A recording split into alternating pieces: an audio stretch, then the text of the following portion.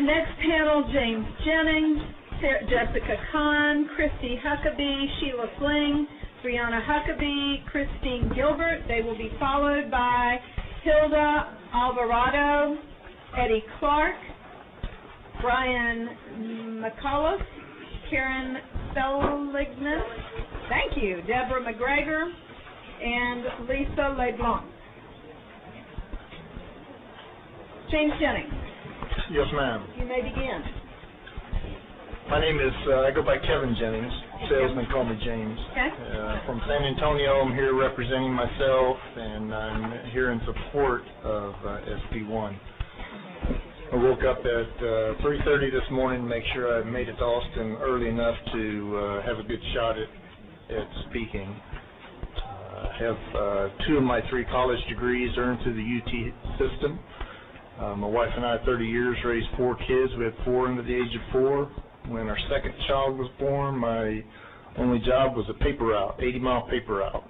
And so we're not affluent, and we never will be, but we love life, and we've really dedicated our life to raising our kids. We just recently received our first grandchild, and the timing of Selah Hope being born just a couple of weeks ago under the light of the supermoon, and it just compels me to come and speak. I'm always, pregnancy results in a life. And if we're going to apply, you look at how we apply capital punishment, that we really take great pains to be attentive to pain, and we try to mitigate pain. And I think that's the thing that captures me about this bill, is that it's a compassionate and merciful way of looking at that life in the womb. If we can't agree on where that life began, which astounds me because we can declare somebody brain dead, we can certify time of death, and yet somehow we had a doctor here today testifying that he leaves it up to the woman to decide whether that's a live child or not. And that doesn't make any sense. So at the very least, applying a measure of pain makes sense. Thank you. Jessica Kahn. Good morning, or afternoon, I guess now. My name is Jessica Kahn, and I'm here representing myself, and my senator is Kirk Watson. I'm opposed to this bill. The reason I'm here today is to discuss the discriminatory nature of parts of Senate Bill 1. This bill, as it is written, will in effect severely restrict access to abortion services. The families that will be most affected by this bill are disproportionately low income. Surely you realize that even if the estimated 37 clinics do not close, some of them probably will. If any of the clinics in West Texas close, it will result in many thousands of citizens in that region without access to abortion, as well as other women's health services. Low-income families will have to travel hundreds of miles to obtain these services. Because low-income families don't have the resources to make a trek like that, this bill will, in effect, provide undue burden to those women who choose to exercise their constitutional right.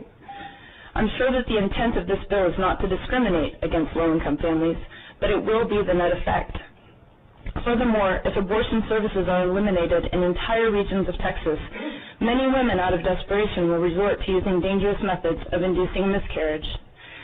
I just want to reiterate, this bill does not, in effect, protect women's health. Instead, it discriminates against low-income families. I urge you to split up this bill, allowing each section to be voted on separately, and to vote no on the combined bill so that the portions of this bill that are discriminatory do not pass. Thank you. Thank you. Christy Huckabee. Madam Chairperson and members of the committee, thank you for hearing me today.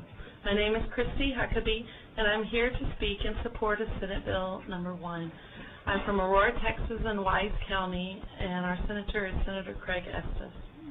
I'm a mother of 4 and a resident of the great state of Texas. Being that this bill deals with women's health and the rights of human children, I'm more than qualified to address and add information regarding Senate Bill 1. The 2 points that I will address are the issues requiring the abortion facility to be an ambulatory care center and banning abortions after the 20th week of gestation. It is hard to appreciate the necessity of having emergency care available unless one finds himself needing that emergency care. When delivering my first daughter, had I not had immediate emergency care, I would have not survived. But that being said, it is my belief that to say this bill is to protect women's health is misleading. I believe this is a roundabout way to prevent abortion. While I will always choose the right to life, my preference would be that we be upfront about our purpose. It is noted in Senate Bill 1 that there is evidence that fetuses are able to feel pain no later than 20 weeks after fertilization, and it is scientific fact that the heart begins to beat in the first trimester. Given that a 20-week-old fetus has a brain capacity to feel pain and has a heartbeat, at this time there is no denying that it is a human. We as humans in the great state of Texas are guaranteed the right to life except by the due course of law under the Texas Constitution, Section 19. The right to life of the unborn child outweighs a woman's right for comfort or convenience unless given the opportunity to be weighed by the due course of law. It is a privilege to be here today in the presence of fellow Texans and have the freedom to testify in front of you as well as hear testimony from the opposing side and gain knowledge from their presentations.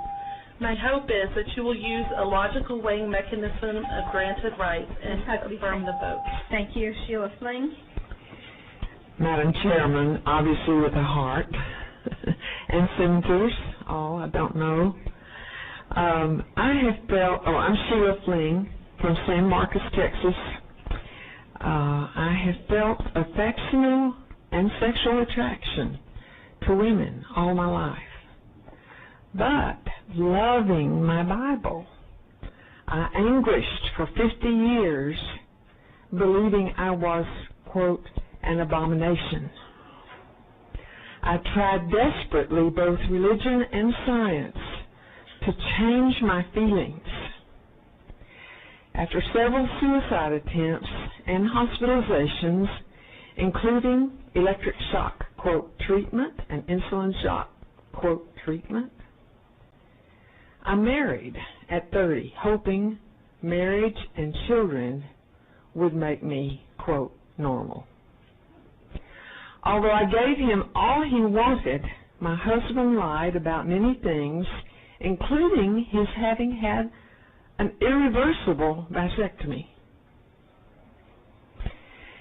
After divorce and several more kinds of therapy, a famous but unethical therapist must have thought his potency would, quote, cure me.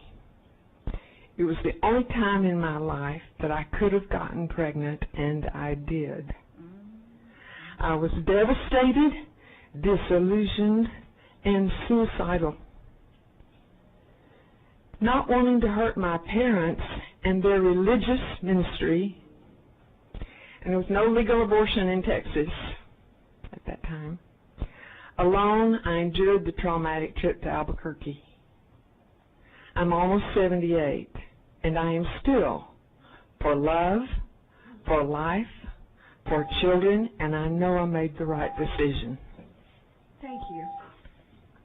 Brianna Huckabee.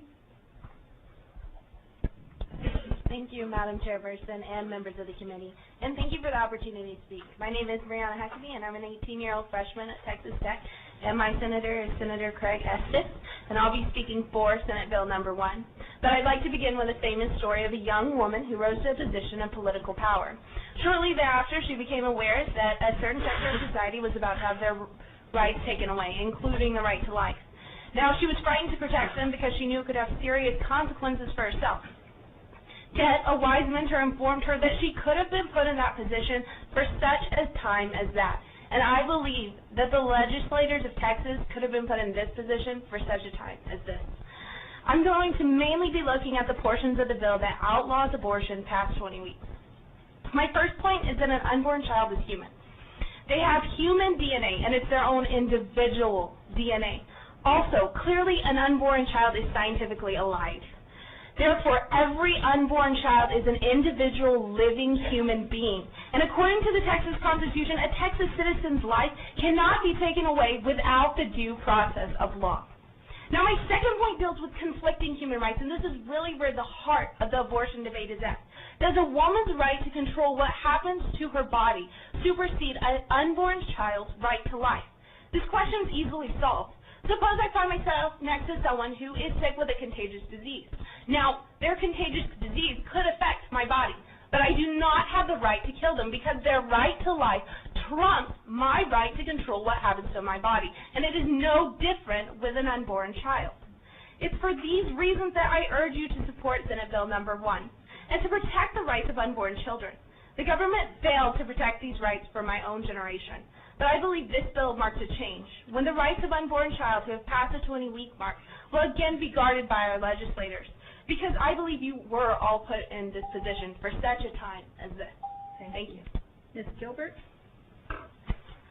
Thank you, Chair and committee members, for allowing me to testify today. My name is Christine Gilbert. I'm representing myself, and I'm a constituent of Senator Charles Schwertner of District 5. I'm here to testify against Senate Bill 1. I'm a registered nurse and a medical sciences teacher. I oppose this bill, and I'm going to sound like a broken record, for many reasons, but basically because of the lack of factual and definitive scientific medical data. According to Harvard researchers, the 20-week ban is neither scientifically nor constitutionally sound. The Journal of Law, Medicine, and Ethics cites that there is no conclusive evidence that fetuses can feel pain at that point in gestation. In fact, the bulk of the scientific literature indicates the brain connections required to feel pain are not in place until at least 24 weeks.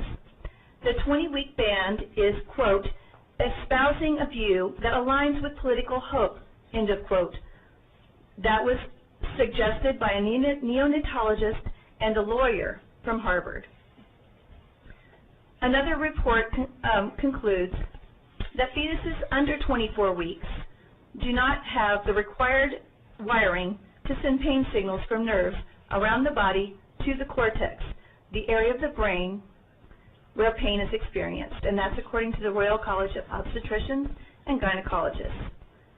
Just as I would never tell a patient's family if and when to pull the plug, I would not tell anyone what to do in these life-altering, life-terminating situations either. I'm in favor of sustaining viable life, but I realize that this is not always possible in some very complicated and tragic pregnancies. I also know, more importantly, that a private and personal choice is neither mine nor the government's to make. Thank you. Thank you to this entire panel.